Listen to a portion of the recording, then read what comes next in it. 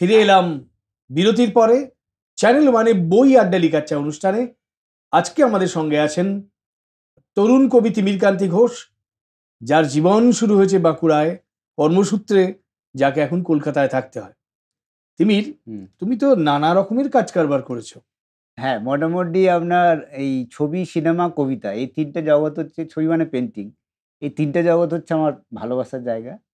এই ৩ টে জগতে আমি মোটামুটি আমার এই যা বয়স হয়েছে, জ্ঞান হওয়ার থেকে আমি কাটিয়েছি আরকি। বর্তমানে তো তুমি কর্মী হিসেবে দেশ পাবলিশিং হ্যাঁ, এর সঙ্গে যুক্ত এটা আছো। আমার একটা বিরাট বড় মানে সৌভাগ্য। শুভঙ্কর দে যে অপু তোমাকে হ্যাঁ, খুবই স্নেহ করেন হুম, দেখিয়েছে, এবং আমার তুমিও অনেক তাকে। সুযোগ দিয়েছে। ও আমাকে কাজ শিখিয়েছে, সুযোগ দিয়েছে এবং বিরাট প্ল্যাটফর্ম দিয়েছে।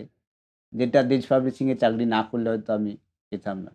এটা জানেন আপনি। আচ্ছা, এই কাজের সূত্রে তোমার বুদ্ধদেব দাস সূত্রের বই করেছো, দেশ থেকে উনি বেরিয়েছে। হ্যাঁ, আর কার কার সঙ্গে তোমার মোলাকাত হয়েছে? আ গুলজার জিকে মিট করেছো? গুলজারজিকে গুলজারজির তো বই প্রকাশ করেছে দেজ পাবলিশিং। গুলজারজির ৩ খানা বই হয়েছে। আ দুটো কবিতার অনুবাদ আর একটা ওনার তুমি যখন স্মৃতিকথা। কলকাতায় এসে থাকেন তখন তো তুমি গিয়েছো বোধহয়। হ্যাঁ, আমি গেছি ২ বার দেখা করতে গেছি। একবার ওই যখন অনুষ্ঠান হলো সেটা হায়াতে ছিলেন। তো সেখানে সারাদিন আমি মোটামুটি ওনার সঙ্গে ছিলাম। আমি, অপুদা আর ওই এ সঙ্গীত পরিচালক শান্তনু মৈত্র। আমরা ৩ জনে একসাথে আ ছিলাম। তিনিও তো বিখ্যাত লোক, হ্যাঁ, মানে শান্ত পিউ শান্তনু বলে হ্যাঁ, হ্যাঁ, পিয়া বলে। শান্তনুর মধ্যে হ্যাঁ। আমরা ৩ জনে সারাদিন উনার সঙ্গে প্রচুর আড্ডা হয়েছিল। একটা স্মরণীয় দিন তা আরকি। গুলজারজি মানুষ কেমন? ১ম এ আমাকে তো অপুদা বলল যে, "খুব গম্ভীর মানুষ, ছবি-টবি তুলো না, কি বলবে না বলবে।" তারপরে আমি যেয়ে একটু লুকিয়ে, লুকিয়ে ছবি তুলছিলাম ক্যামেরায়, মোবাইল ক্যামেরায়। তো গোলজার ওটা বলল, "क्या हुआ बेटा इधर आओ, ছবি ले लो, अच्छे से फ्रेम करो।"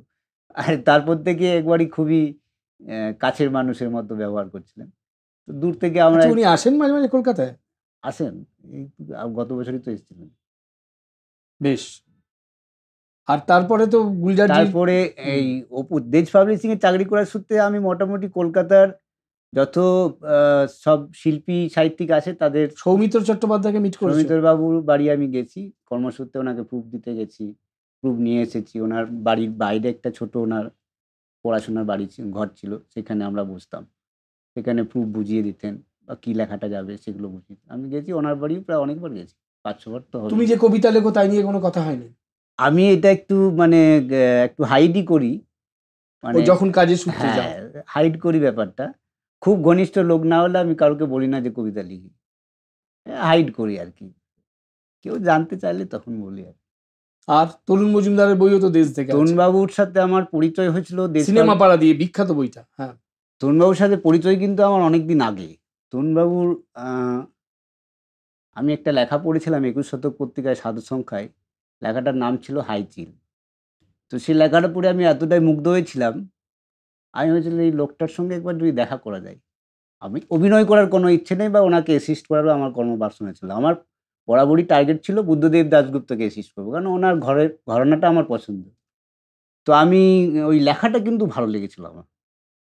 তো আমার একজন পরিচিত মানুষ আছেন উৎপল চক্রবর্তী। উৎপলদা বলল, "তুমি N2 স্টুডিও।" বাঁকুড়ার হ্যাঁ, ওই ছান্দার হ্যাঁ, অভিব্যক্তি। হ্যাঁ, হ্যাঁ, ও, হ্যাঁ। তো উনি উৎপল আছেন না বেঁচে না আছেন? মারা গেছে। মারা গেছে। তো উৎপলদা বলল, "তুমি NTR স্টুডিওতে চলে যাও। আমি বলে দিচ্ছি।" ফোন নাম্বার নিয়ে আমি একদিন গেলাম। তখন উনি ওই ছবিটার কাজ করছিলেন। সিরিয়াল হলো সেটা। বলুন ওইটা? উম বঙ্কিমচন্দ্রের ওই উপন্যাসটার নাম কি? আমার মনে পড়ছে না এখন। একটা যাও, বঙ্কিমচন্দ্রের বঙ্কিম কাহিনী নিয়ে হ্যাঁ, তুমি কাজ একটা করছিলে। হ্যাঁ, উনি তুমি তখন গিয়ে মিট করলে। হ্যাঁ, তখন উনাকে একটা বই দেয়ার ছিল আমাকে। আমি একটা বই দিতে গেলাম। উৎপলদা বলল, "এই বইটা উনাকে দিয়ে দিবে আর তুমি কথা বলবে।" তো আমি ওখানে গেলাম, যেয়ে বললাম, "আমার এই লেখাটা আপনি পড়ে খুব চমকে গেছি।" বলল, "হ্যাঁ, এরকম।" ওই লেখাটা ছিল একটা সিনেমাতে, বলব ঘটনাটা? হ্যাঁ, মানে নিশ্চয়ই। একটা হাই চিল মানে একটা চিলকে নিয়ে একটা সিনেমা উনি তখন বীরভূমে শুটিং করতে গেছিল। তো সিনেমাতে একটা চিল ছিল আরকি। তো সেই চিলটা ইউনিটে থাকতো। মানে চিলটার শট আছে আরকি। গুরুত্বপূর্ণ শট আছে। আর তখন তো সরকারি নিষেধাজ্ঞা ছিল না। হ্যাঁ, না তখন জীবজন্তু ব্যবহার করা যাবে হ্যাঁ, না, এখন তখন যেরকম ছিল। আছে। তো ওই চিলটা হঠাৎ করে অসুস্থ হয়ে পড়ে আরকি। মানে কি ডানা-ফানা ভেঙে গেছিল আরকি। তারপরে ওই চিলটা ওরা ইউনিটের মধ্যে থাকতো, ওকে কেয়ার নিতে হতো, সুস্থ করা হয়েছিল এবং শট দিয়েছিল। এবং যখন সিনেমা হয়ে গেল তারপর চিলটা ওরা ছেড়ে দিয়েছিল। তারপর হঠাৎ করে ওরা দেখছে যে চিলটা আর ওদেরকে ছেড়ে যাচ্ছে না। তো যখন বাড়ি ফিরছে ওরা কলকাতা থেকে শুটিং, ওই বোলপুর হয়ে যখন ওদের বীরভূমে শুটিং হচ্ছিল, তো বাড়ি ফিরছে, সে চিল দেখছে ওদের সঙ্গে উড়ে উড়ে আসছে। মানে চিল নাকি খুব মানুষের ভালো বন্ধু হয়ে যায়, মানে পোষ, মানে পাখিদের মধ্যে সবচেয়ে ভালো নাকি চিল পোষ এই মানে। গল্প তুমি তরুণ মজুমদারের মুখ থেকে শুনছো? লেখাটা পড়লাম, লেখায় ছিল, আচ্ছা। তারপরে ওই স্টুডিওতে যে আবার কথা হলো এটা নিয়ে।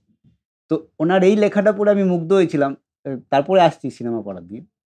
তারপর অপুদার সাথে আমি দীর্ঘদিন বলতাম যে তরুণবাবু কিন্তু লেখে কিন্তু খুব দারুণ, এবং উনি একটি কাগজেই লিখতেন, সেটা হচ্ছে ২১ শতক আর নন্দন পত্রিকায় মাঝে মধ্যে দিত। কিন্তু জানি ওনার বামপন্থী, হ্যাঁ। বেশিরভাগ লেখা ছিল ২১ শতক পত্রিকা।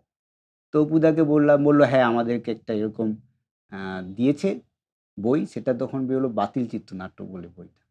তারপরে আমাকে একদিন অপুদা বলল, তিমির এরকম একটা উনি লিখছে, মেমোয়ার্স লিখছে, তো এটা একদিন অপুদা নিয়ে এলো মেমোয়ার্সটা, প্রায় ৮০০-৯০০ পাতা হাতে লেখা, বাহ! এবং একটাও কোথাও ডবল রাইটিং নেই, কাটাকুটি নেই। না, এই ঝকঝক করে। আমি ওনার স্ক্রিপ্ট দেখেছি, হাতে লেখা স্ক্রিপ্ট আমি দেখেছি, আমি পড়েছি।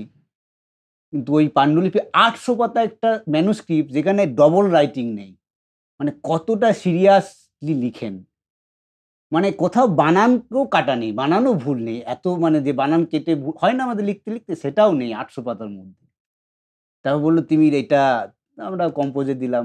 আমি ১ম এই জানতাম যে এই বইটা ভালো হবেই। কারণ এত অভিজ্ঞতা এবং এত ভালো গদ্য। এত ভালো গদ্য, হ্যাঁ, বইটা আমি পড়েছি। হ্যাঁ, মানে আমি কারণ যারা দেখছেন তারা জানেন তরুণ মজুমদারের লেখা বই আড্ডা লিখাচ্ছে, তো বইয়ের প্রসঙ্গ হুম, আসবেই। আর সেই বইয়ের সঙ্গে তুমি যুক্ত ছিলে, হ্যাঁ, আমাদের তরুণ কবি। হুম, অসামান্য বই, ২ টো খণ্ডে আছে। হ্যাঁ। সিনেমা পাড়া দিয়েছে, একটা মানে উল্লেখযোগ্য বই। ইতিহাস একটা। এবং ওই হাইচিল লেখাটা যখন আমি পড়েছিলাম, তখনই আমি ওনার এই গদ্যের যে ধরন, তার আমি ভক্ত হয়ে গেছিলাম। তিমির, তোমাকে একদম অন্য একটা প্রশ্ন করি। হুম, তুমি এই যে কথা বলছো, বোঝা যাচ্ছে তুমি বাঁকুড়ায় থাকতে। হুম। মানে তোমার কথার মধ্যে যে টান। হ্যাঁ, এটা আমি কি বলবো, আমার অলংকারও বলতে পারেন, গর্বও বলতে পারেন, মাঝে মধ্যে লজ্জাও লাগে। কেন লজ্জা করেন? তোমার কেউ কিছু বলে না এই নিয়ে? আ মাঝে মধ্যে তো ওই দেখবেন ভাষা নিয়ে একটা সংকোচবোধ থাকে। আমি যখন কলকাতায় এলাম ১ম গ্রাম থেকে, তো আমি উম শঙ্করবাবুর বাড়িতে আমি মাঝে মধ্যে আসতাম বাঁকুড়া থেকে। কোনো সমস্যা হলে আমি উনার বাড়িতেও এসেছি।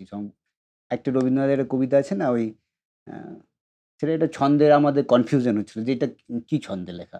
তো আমাদের বন্ধুদের মধ্যে ওখানে কলেজে খুব ওই একদল বলছে এই ছন্দ, আরেকদল, আমি ওটা নিয়ে শঙ্করবাবুর বাড়িতে এসেছিলাম যে এটা কি? তা শঙ্করবাবু আমাকে, বাঁকুড়া থেকে সরাসরি চলে এলে? হ্যাঁ, ওনাকে ফোন করে এলাম। বলল রবিবার এসো। সেটা একটা ঘটনা আরকি। মানে আমি অবাক হয়ে যাই। তো আমি বাঁকুড়া থেকে একদিন, তখন আমার বয়স কত হবে? ১৮-১৯ যাই বছর হোক, বয়স তোমার এই হবে। ভাষা নিয়ে কি বললেন? তো ওই যখন আসছিলাম আমি, এই যখন কলকাতা এলাম ১ম আরকি, শঙ্করবাবুর বাড়ি যাবো বলে আমি ১ম কলকাতা এলাম। তো আমার খুব সংকোচ বোধ হচ্ছিল যে আমি এইভাবে কথা বলি, এ বুঝতে পারবে কিনা?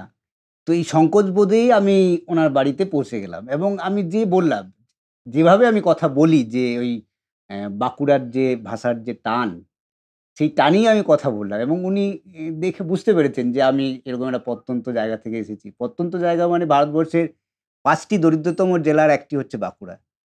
তো সেই জেলা থেকে উঠে এসেছি। উনি বুঝতে পেরেছেন। আমাকে বলল যে, "আর তুমি কি এই জায়গায় থাকো?" আমি বললাম, "হ্যাঁ।" বলল, "আচ্ছা।" তো সেটা দেখার পরে উনার মনে হয় অনেক সহানুভূতি হয়েছিল। তো আমাকে ভিতরের ঘরে নিয়ে যেয়ে আমাকে বলল, "তোমার ডায়েরিটা দেখি।" ডায়েরি দেখে বলল, "আমার সাথে কবিতা পড়ো", এবং উনি তালি বাজাচ্ছিল কবিতাটার সঙ্গে, সঙ্গে। বলল, "যখন তালিটা দেখবে আমার বন্ধ হয়ে যাবে, তখন জানবে এখানে ছন্দ তোমার কেটে গেছে।" অসাধারণ। এই শঙ্খ ঘোষ এই কিভাবে ছন্দের দীক্ষা দিয়েছেন একজন তরুণ কবিকে, এবং সেটা শুধু জানতে ছন্দ পারলাম আমরা নয়, সরাসরি আ মা কবির কাছ থেকে। আর ওর উপভাষা নিয়ে যেটা হচ্ছিল, হ্যাঁ, ডায়ালেক্ট বা উপভাষা, এটা আমাদের সম্মানের জিনিস। আদর করে বাংলা ভাষা যে এত সমৃদ্ধ এইসব কারণেই। এবং পুরুলিয়ার ভাষা, বাঁকুড়ার ভাষা, বীরভূমের ভাষা, হুম, দক্ষিণ চব্বিশ পরগনার এবং ভাষা, আমি আমার বাঁকুড়া টাঙ্গাইলের ভাষা, সিলেটের ভাষার জন্যই বাংলা ভাষা সমৃদ্ধ। আমার বাঁকুড়ার আমরা আসবো, হুম, আলোচনায় আসবো। এরকম আরো বেশ কিছুটা কথা বাকি আছে। কেউ যাবেন না, ফিরে আসছি একটা ছোট্ট বিরতির পরেই।